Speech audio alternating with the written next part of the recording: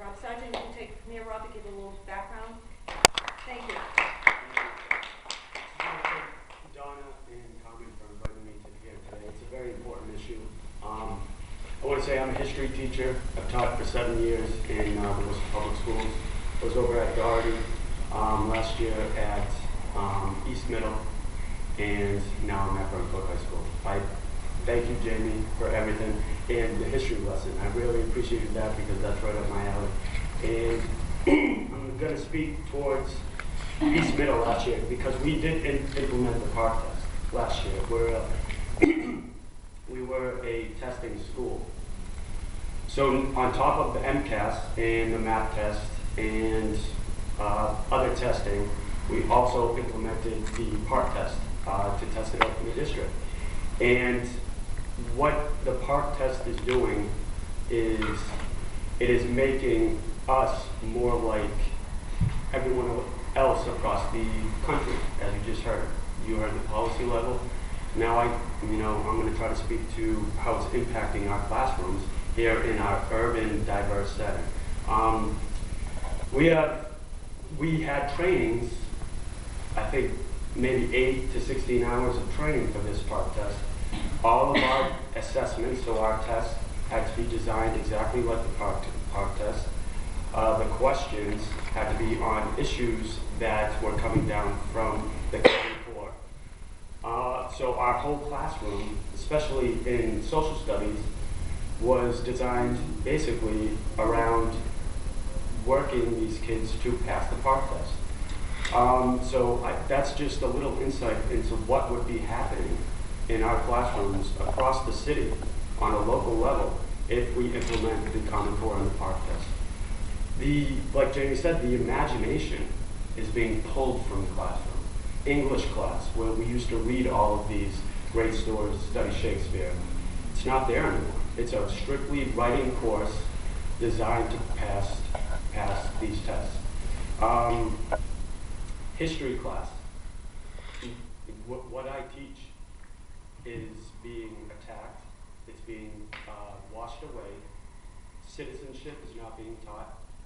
How to get involved in your community as a productive citizen is not being taught. It is now a writing course designed to beat these tests, have these kids pass these tests. And the teachers have been put in a tough situation because if you don't perform, your students don't perform on these tests, they're coming after you. You'll be put on a plan to eventually be let go. Every teacher knows that. If your students do not perform, especially if you're an English or a math teacher, if your students don't perform on these tests, they're eventually going to come after you. Everyone knows that.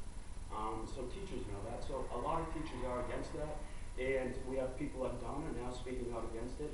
Teachers need to be louder, but they need to, they need to build the support from the community too, because they are going up against what's coming down the line from their superiors, from the top down. Now that we do have an opening here in Worcester for the superintendent, I'm glad that we have 4 talented candidates that are going to lead the schools in the future, because we have a lot of talented people here in Worcester. We have a lot of talented teachers that should be able to have the leeway to teach what they're passionate about. All right, I'm passionate about the Constitution, about citizenship, about the opportunities that America gave every immigrant group. Not to mention, here's one thing that pulls at my heartstrings.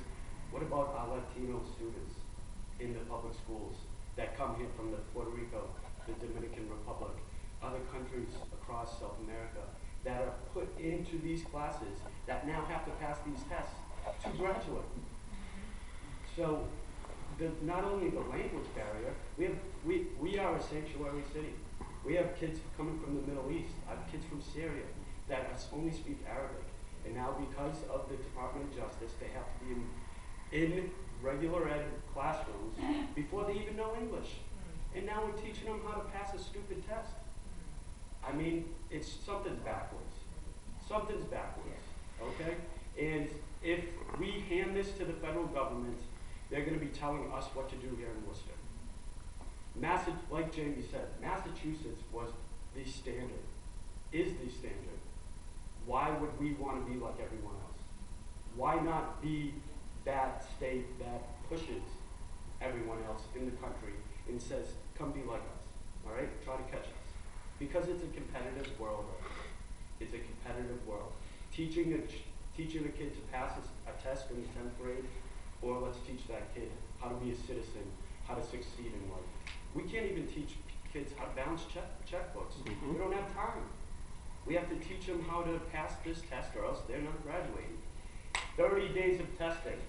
30 plus days of testing at East Middle last year. We only have 180 days of construction. That's 180 hours. 30 plus hours of testing. Not to mention how many hours you're spent teaching to the test. How many days are in there for instruction? Actual teaching. Actual teaching. Memorial Day. I did a lesson on Memorial Day. I got talked to because it wasn't in the standards. So, just that is the danger of letting this happen. All right? We have talented people here in Worcester. We have a good way of life. We have a diverse city. We need to teach to that. We need to celebrate that in our schools.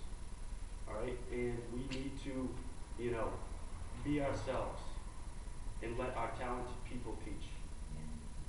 And we should keep our autonomy, really, from the federal government. I know that it's a money thing, they're chasing the money, but we have a good thing going here. Like Jamie said, we just really need to fight for this. And I'm glad that everyone's here today. And thank you for letting me speak.